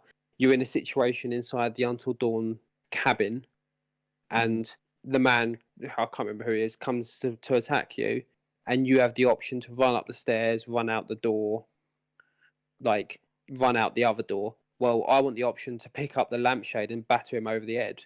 Yeah. So the game gives you a selection of choices that is available because on a technical level, you can't physically just do anything because we don't have that level of technicality to allow you to just have a free roam. It's not like a VR game where everything's available to you, to your touch. Like there is a technical level that they have to say, well, your choices are limited to X, Y, Z because we have to animate X, Y, Z. I think say games like Until Dawn and Detroit and even Telltale games, they kind of test your reactions as to how you would personally act in that situation. So there's a bit in Detroit where you'll have a knock at the door and then you have like so many seconds to react to what you would do. And it's kind of like your choice will just pan out how you react, and it's almost not a choice. It's just how you would perceive the situation, how you would like act in that situation. It's like a personality test, isn't it? It's like almost, a personality test in a video game because you are presented with this situation, how do you respond? Yeah. Well, yeah, it's almost like the game's trying to tap into your subconscious choices. Those choices, like if someone was to bang on my door now, what is that subconscious choice I would make without actually thinking this is what I'm gonna do? I just subconsciously would get up and go and look at the door. Yeah. And it's kind of tapping into that, isn't it? What is that Would you? subconscious choice that you would just do? Would you A, shout, Molly, stop barking? B, peek through the window? Or C, answer the door? Don't Yeah. forget D, hide under the bed and Or- pretend I'm not in. Yeah. Which And is... E just do nothing. So you don't even move. You just sit there. Just Well, they pretend always you've have not that heard option. They always have that They always option have at that the end, don't option, they? yeah. Which is just a blank option or ... Yeah. And that usually leads to your character dying. But I mean, the other thing as well, when I saw this question, that I thought, and especially when it was like, I think you go on to it in a minute, only titles that you wish had a choice system and that side of things. Sometimes I feel like you shouldn't have a choice. And because my original gut feel was, okay, well, The Last of Us, I would love to have a choice in some of those moments in The Last of Us. I don't want to kill the dog. I don't want to kill this person. I don't want to do that. There is an element Yeah. of choice to it. Yeah. But sometimes that lack of choice is the thing that makes it most powerful, and that choice can actually take away from a lot of that impact. I think there's a balance there as well. There really is. It's that balance between like needing to tell the story that they want to tell as developers and story makers, and just giving a person, like a player, just freedom of choice and play it their way and use their own imagination into like... Well, I was about to say that on that exact comment, there is one title that we've missed off all of our list, and that is Breath of the Wild. Because Breath of the Wild arguably is the closest to a true narrative choice, because all of Breath of the Wild does is says, here is A, the beginning of the story, here is B, the end of the story. Yeah. How you get from A to B, we don't give a fuck. Do what you want. Like, as long as at some point B is reached, that finale is reached. I mean, whether you go straight there immediately and try and do it and die, or whether you take 400 hours of scouring around the land in any way you want. Yeah. The only non-choice there is that the only thing you have to do by the end of it is hit that B. Yeah. So that game gives you the tools in the tutorial area, and you can't leave that tutorial area until you've gained those tools to get down or to get out of that tutorial area. But once you're out of that tutorial area, like, the world is yours, and you can do however you want. You've got as much choice. But even from a narrative point, that game, and this is what I mean with that sort of A and B, but there's very little narrative drive in it, is there? From what I remember, it is just this is your finale, defeating, I can't remember his name. Yeah, I mean, it's just Gamera, rescue the whatever his name. princess, like every other Nintendo game. Rescue the princess. Do it Yeah, however but you want. it's just that, look, that is your finale. At some point in your life, make a decision to go and do it. When, how, what capacity? We just know that is the finale. It kind of rolls into this kind of the whole role playing element as well, in terms of how much you want to throw yourself into the shoes of that character, and two, how much you want to throw yourselves into that narrative. Because a lot of people will probably play that game and not really know the story, because they have made that physical choice to not go out of the way to see the side stuff, to not talk to people, to not understand the lore and the kind of the stories that are being told. And I think that is, going back to it, there is a sacrifice with choice, is the fact that you sacrifice what could be a very good narrative. And it's not to say that you can't have a game that provides a tremendous amount of player choice without having a good narrative. It just requires people to actually go and find it. And it'd be interesting to ask a lot of people how much they actually follow the story on these games where you can do whatever you like, and how much they fundamentally understand it. Are you just hitting things with a stick, or do you understand actually why you're hitting things with a stick? Well, this is something else that I'd be curious about, is because we know in day-to-day life, when there's too much choice, we're generally crippled by it. Like human beings are crippled by too much choice. And we see it when it comes to, you see it in video games when you've got the character customization. And some of us will end up spending hours in a character because we are crippled by just the sheer amount of options that we've got to look through and the sheer amount of things that we can do. Or you look at a game that's got hundreds and hundreds of like AC Odyssey is a prime example, or Cyberpunk, a more recent example, that's got so many like item drops and gun drops and like armor drops and stuff that you're almost crippled by choice, and you just end up going, "What? I can't even decide what. I'm just going to go for whatever has the highest number because I can't. There's just too much for me to go through and decide." So I wonder how many people, like, particularly with things like Breath of the Wild, because there's definitely something that I struggled with, is a game like that where you become crippled by choice because there's just too much freedom of choice. Yeah, It's interesting as well that you compare the likes of Breath of the Wild to Cyberpunk, because although they're not like comparable games, Breath of the Wild has true choice in terms of like you're limited to your character. You know, you are I think at this point, but you can equip them wherever you like and however your playstyle dictates. And it makes no allusion to the fact that you can do that. You know, you can mix and match. You can wield whatever you like. Cyberpunk, Shane, I know you've played it. Mike, you haven't played it yet, have you? No. I've not finished it though. I haven't No. installed it at the moment. No. I'm still waiting for the Switch release. I mean, it'll run better than a lot of the current old turns anyway. But that there is a game that was sold I feel like massively that on noise, player choice. that noise that you made, that should just be a review. Like, I mean, it would be, because it's a game that is sold as in player choice. You know, it is about creating your V within Night City, but you don't get to redo your character. So once you've created them, you can spend all that time, but you can't actually change your character's look again, which I think is a choice they've taken away. The clothing is limited because you can have your style that you like, but the gear itself doesn't level up with you. So whereas Link can have a piece of like an item and there's no level, he can wear that for the rest of the game if he likes.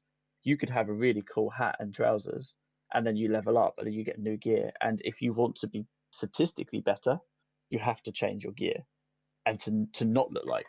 So that choice is already taken away. Yeah. And then you have like the other elements of choice, like the lack of, like, you know, in all honesty, sexual partners, because that's dictated by the time you choose your body type and your voice. There's only 4 people that you can go for at the moment, and each of them have a preference. So it's not like in, say, The Witcher or Mass Effect or even Assassin's Creed games where you can romance whoever the hell you like if the options are there. Cyberpunk, you are funneled down 4 choices, and even from the endings, there's only 6. Just going back to those like relationship choices, like in Assassin's Creed Odyssey, you could literally just go to someone, click like the heart option, just be like, "Wanna bang? Wanna bang?" Yeah, it's literally like, "Wanna bang?" Yeah, sure, we'll bang. But it kind of like, it means nothing. When you go to like Mass Effect, we have to like spend hours with that character, and you know, you have to really like actually build a relationship. I think Mass Effect does. When it comes down to choice, I think Mass Effect is a really great like example of how it is supposed to be done, because 95% of that game is just dialogue choices, and you know, there's obviously some action in there and stuff, but the reason why everyone loves that game and why everyone wants that game to come out and be re-released is because of those like narrative choices and those characters and the relationships you build through your own choices.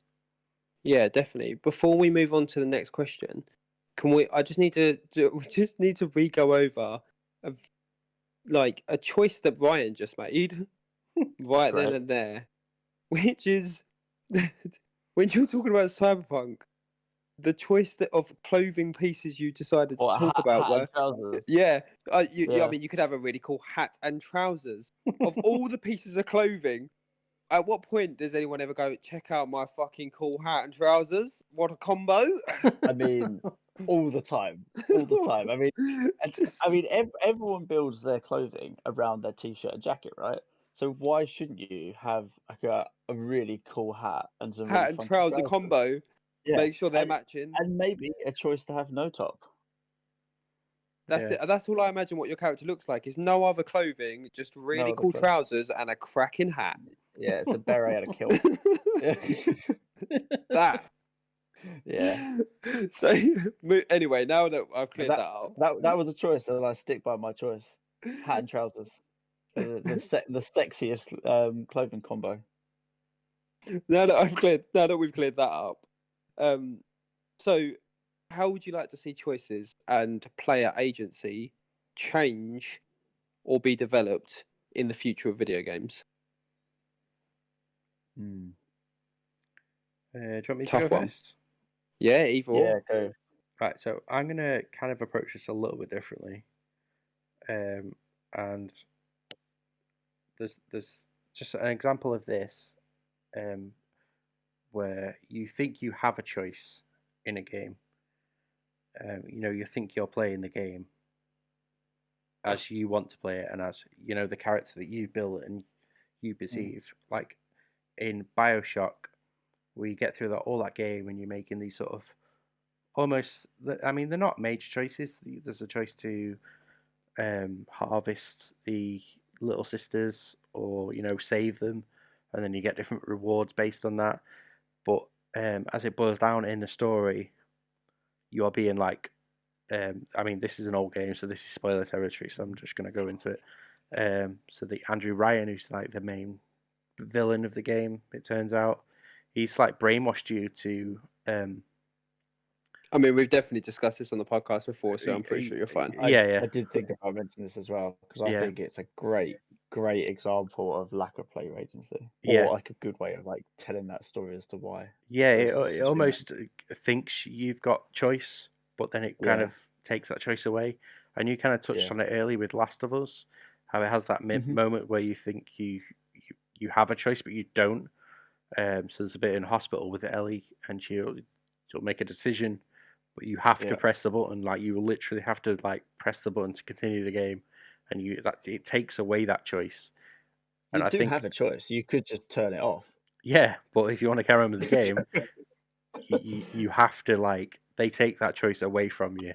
It's either turn the game off and never make that choice, or carry on playing as the way the developers have angled this story, and it's the story they want to tell. And I think that is, for me personally, like the way BioShock did it, with the sort of the brainwashing element and making you make these decisions with the would you kindly, all the way through the game. There's the would you kindly thing that makes you like, would you kindly like stow this guy's head in or whatever. It takes away that choice almost, and and like BioShock does it like beautifully. Like, it really tells that story like masterfully. You don't think right until the end that you have a choice, but you don't, and it takes away that choice to tell the story. And I think that is a great way to approach like storytelling when it comes to choice. Now you've mentioned that as well, it comes back to a previous point where we were talking about what we were playing, because we can mention Call of Duty, and that is more spoiler territory, but that touches upon that side of things as well, doesn't it? Yeah. Most recent one, Cold War, and I think that it's a great way of explaining why the player is doing what they're doing, and why you haven't got a choice in it. There's a great moment in that, and I'm sure you kind of went like narratively probably the same way as me, as being defiant as fuck, and like trying to do like, I'd seen the trophies as well, so I was like very going for this particular trophy. I don't want to speak about it yet, I was and we can pick up later. But Max listens obviously, and he is going to play it probably in 2022. Play Max. By Ghost Runner 2. Yeah. But I mean, it's interesting because I would take the complete opposite to you in terms of the sort of the agency, in terms of sort of justifying that why they haven't got a choice, and saying that you need to have more ramifications for your choices in there. And I think it is literally just that, you know, characters. It needs to be like Game of Thrones. Characters can't be plot armor. You know, they can die if you make a dumb decision. And like, you know, simple things like even in Call of Duty, if you don't complete your mission quick enough, or you don't go to somewhere quick enough, or you don't progress quick enough, like people die, and there is ramifications to it. Yeah. Your actions or your it's not a choice. It's not a narrative choice to the case where you're saying, I have said this, and therefore this character has reacted. It is your choice to have not been good enough, or not pushed hard enough, or not played in a particular way. Yeah. And it needs to be punishing. And I think for me that it's something that gamers paradoxically would like, but would hate, because you also don't play games to have to make difficult choices constantly. Yeah.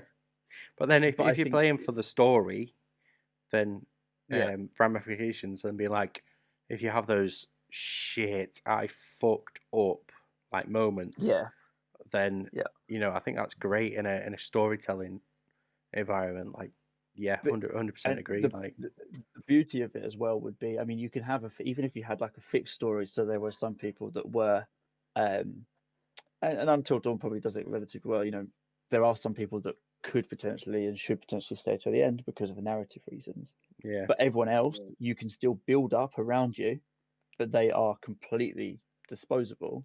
Yeah. It means then that Detroit does a really good job of that. For you. Yeah, but it's your twist. It's a very personal choice to you. It has a very personal ramification, which means that that game has a very personal moment that, you know, we could talk about it. You know, fast forward 2 years and we still talk about it, and there's a particular game, we would all have different experiences because I pushed very quickly, everyone survived, or everyone died, and you guys took an opposite approach, and therefore the outcome was different. And I think that there it needs to. It shouldn't be the Mass Effect style, which is the one that's held up, which is Paragon and what's the opposite? Paragon and villain? No, it's not villain. You know, bad guy, dickhead, evil, bastard. Good guy, bad guy. Blue and red. It shouldn't be blue or red. It should just be your choice. Yeah. Yeah, so I agree with you. There does need to be more ramifications, but I don't think we should be writing off the Mass Effect style choice system completely, because not necessarily the Paragon and evil parts of it, but the wider universe. The wider universe decisions, I think, are still really strong in that game. But I do agree there needs to be more ramifications for your choices. And this kind of leads into our final question of the night then, of which, and I'll bring this up now because it's going to tie into the point I'm about to make. So the final question then is, are there any titles you wish had a choice system, and like what sort of choice system would you want to see in it? And the reason I bring that up is because when talking about what choice systems or player agency I'd like to see in the future, one that comes to mind for me kind of links in with what you're saying, Ryan, about Call of Duty, and that's like Spider-Man, for example.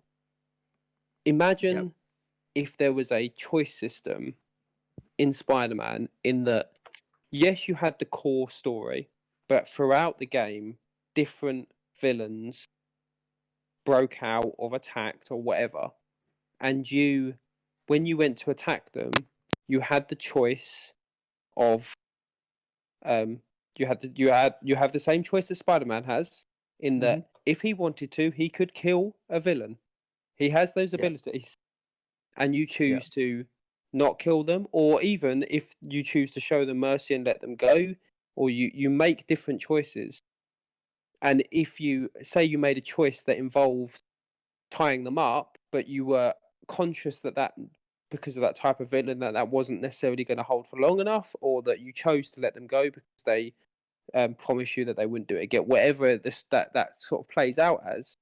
But then further down the story, that villain reappears but murders people and kills people, again, and that choice that you've made earlier in the game now affects things happening in the world later in the game, Yeah. or it could even be, as you say, you're at one end of the island, something happens somewhere else in the island, and whether you choose to go to it or not, and if you choose not to go to it, and you just let the villain run rampant because it's got a timer on it, then again, you get there and there's now been mass destruction and people are dead because you haven't done what you should have done as a superhero and reacted quick enough. But then you may be tied up reacting to something else. And I think that sort of choice system would be really interesting, especially because with these superhero games, we generally get, yes, there are some very heartwarming and very like emotional moments, but we very much get the superhero struggles, and in the end, they always win. Yeah. I'd like to see the points where they don't win, because we know from the Marvel universe, from the DC unit, we know there are points where the superheroes don't always win, and that I think that would be a really interesting choice system to bring in. And especially if you did it, so even if you did it so there was two supervillains attacking at the same time, you can only go to one of them to say, to stop. Spider-Man would have that same choice that you would get. Yeah. It's like And then Aunt May or Mary Jane, like pick one. Yeah, exactly. But even then, if you had that choice as peppered throughout, especially at the start, it would be something that you would go through almost Spider-Man's story arc again, because if you didn't know that was going to happen, you would get given two. You kind of go, look, there's a small crime happening here, or rhinos fighting over there, and scorpions there. I'm going to stop off, help this old woman cross the road. You would learn very quickly that there is a priority in terms of the way that you should be approaching it. So I think that would be great. But even imagine, like, so in that example, let's say there's a small crime happening, and then further up there's, like, say, rhinos about.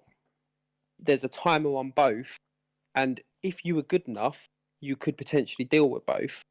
But you decide to skip the small crime to go and deal with the rhino, and then imagine if there was like a further few hours into the game, there's like news stories being broadcast about this small-time criminal that has now become a villain and gone on a murder spree, because what you deemed a small time at the beginning of the game has now developed into something else further down the line.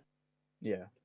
Which I think that would be really interesting to kind of, and all of these things in my mind would just be side stuff. They wouldn't be part of the core story, because I understand that developers still want to give that core story, but it's that those side elements that allow the choice to develop the character.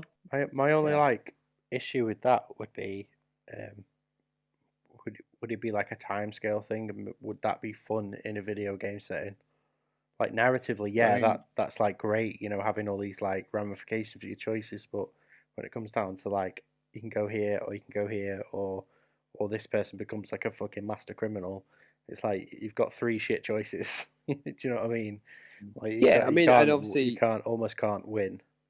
And obviously, we're not developers, so I'm sure there's a way they could do it that would make it at least somewhat fair.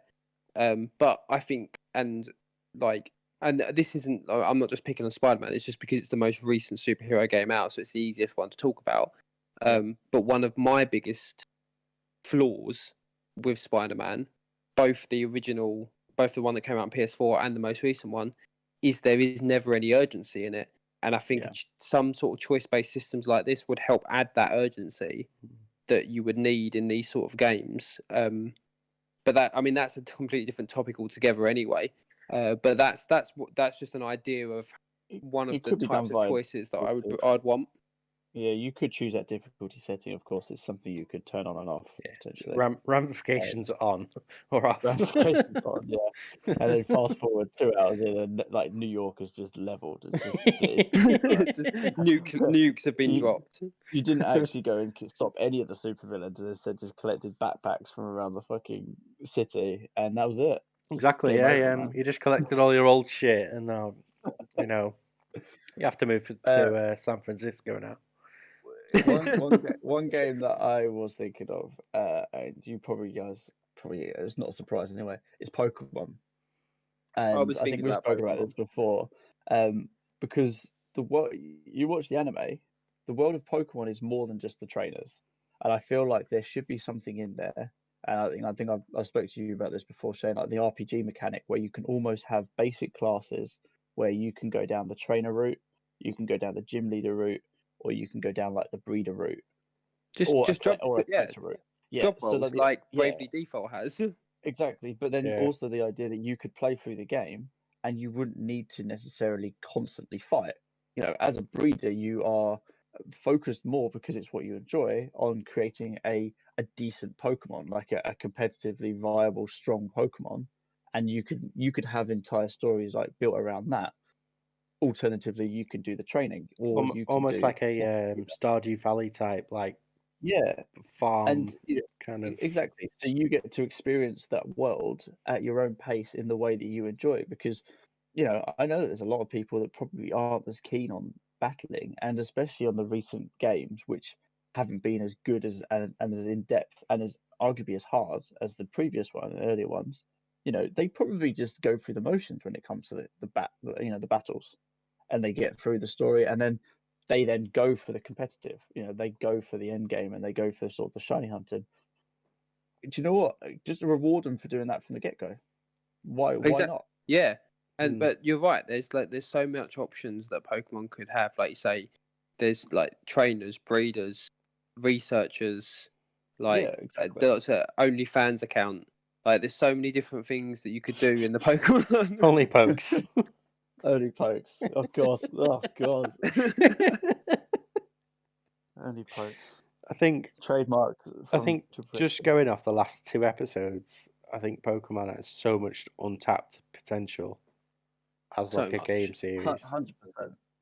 There's 100%. so much they could do with it, and they're So just not. It's so frustrating.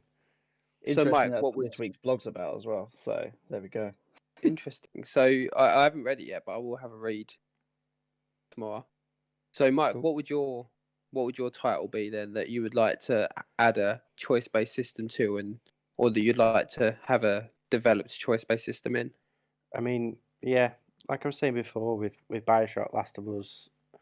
I, if we're talking like story driven, I want the choice almost taken away from me, but I want to think I have a choice. I want to think I'm playing a certain way, and just again like Bioshock does such a great job of like thinking you're playing a certain way and then just snatching it out of your hands, um, and then just it's a weird sort of fine line because you have if you have choice, then there's a lot you can do and a lot you can kind of put into the game. Like I go to Skyrim, you have a lot of choice. You know, you can play your way or whatever. I go to Last of Us, and one of my favorite games. It's a very like direct, driven story, and I love that. Yeah, But it's kind of like that fine line. I can't really like put like it this depends on game needs a choice, like because yeah, it depends on how that choice is implemented though, because something that just came to mind from what you were saying, Persona 5 mhm. has a choice system in that although the core narrative there is very little choice in between the core narrative, you have days and days on end where you can choose what to you do with your time. Yeah, so it's kind of that juggling act with the choice system. It's kind of how it's implemented, not where it's implemented or when it's implemented, if that makes sense.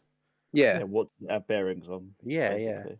like you said about ramifications. Like if the whole game is about the you know my ramifications of my actions, then that's the whole game. Like I might not want to play that way, and it's kind of it's just a weird sort of balancing act for me anyway. But one sort of honourable mention about choices is Fallout 4. Is it maybe 4 or 3? I can't remember. But you go to Megaton, the town. I think it's 3. free. Yeah, 3. and then you have the Great choice. game. Yeah, you have a choice of kind of activating this nuke, or like fixing the wires in this nuke, and then going to another city and watching the nuke explode, which just results in which sounds like a really bad choice, but you're just kind of like, ha! The whole city just blew up. Okay, time to go. Time to go shoot some mole rats. Time to go see if there's any other nukes for me to blow up. Yeah, but it's like just I guess it's like kind of setting, but it's like you have the choice to just deploy a nuclear bomb and just be like, ha, okay, that was the choice. It's kind of like again ramifications of your choice. It's a tough one for me to answer because I think the thing is if you're having a game that's serious about choice, you need to have it so that it's very difficult to reverse that choice as well. Because a lot of people would have autosaved prior to detonating that bomb. Which is fine because you get to experience it, and it comes back down to why you were sitting down to play that game. Are you playing this game to seriously have almost a self-reflective moment, and I'm going to play this game and I'm going to see what the outcome happens. Oh shit, I'm a shitty person because everyone's dead. Yeah. Or are you wanting it to suspend reality and make choices that you potentially wouldn't normally make? So I think there's a fine line there as well. You don't want to go too choice heavy because people will just go, well, I just did that in real life. Yeah. I could have pushed that person in front of that car, but I didn't. It's very like situational to the game, isn't it? But yeah. But gun to my head, if I had to put a choice system in a game, then I'd need a Katy Perry mode. We just play as Katy Perry in every game. Well, on the note of Katy Perry, just because I was just thinking while you're talking, I was thinking about Ryan's Pokemon choice, and I just had this image at the beginning of Pokemon of like Professor Oak or whatever professor it is in the games now, being like, "These are your 3 starter Pokemon," and your character's been like, "No, I'm going to run a Pokemon." Yeah, just leaving. Screw you! I'm gonna get a Ditto and I'm gonna make everyone bang it and just see what we can produce. This is it. I'm a breeder now. See what happens. I mean, realistically, it would just be a 10-year-old going, "Why the fuck am I in this random old man's house and he's offering me 3 pets? But then this is fucking weird." Then that 10-year-old will be like, "No, I'm going to get this Pokemon, force everyone to bang it." Because that's what a breeder does in the world of Pokemon. I think we've pretty much covered everything we can on that topic. So, which topic? The all Pokemon of them banging each other or choice? The only other game before we close that we haven't spoke about choice on is Sims. That's got to be choice heavy, right? I mean, is it that's though? literally like you can choose your own life and live it how you want. Yeah, and fuck that one up as well. But again, that's kind of that D&D element where it's like you just project, don't you? Like this. Yeah. You just Yeah. So it's kind of like allowing you to project or telling you a story. There's two. You tell your own. You tell your own sides story. to it. Yeah. I mean, that'd be a really boring game of Sims. Yeah. Oh yeah. Yeah. Especially last year. I'm just gonna reenact 2020 on The Sims. I mean, what are you doing? Not leaving my house. Realistically, month 18, Sims lockdown. Those Sims would have red diamonds above their heads and would most likely be dead. Yeah, 100%. And on that note, on that bombshell, Mike, do you wanna wrap us up? Yeah. So, obviously with Triple XP, it'd be great to hear from you in the comments and all that shit. You can find us every Monday, and there's a blog every Friday-ish. Whenever Ryan decides to stop playing games and write it. It's coming. It's written. I promise. Yeah, as Shane said at the beginning, you can find us on YouTube, Spotify, all in good places. Hit subscribe, do the likes, do all that business, and then we'll see you next time. Triple FP.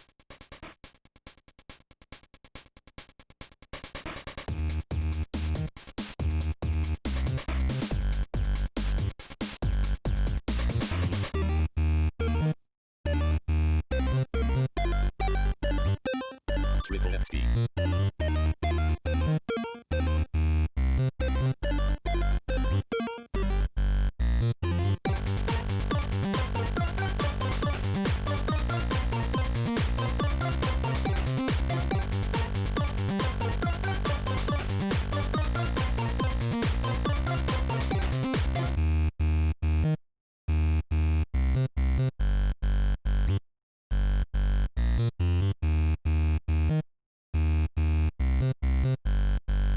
Triple XP.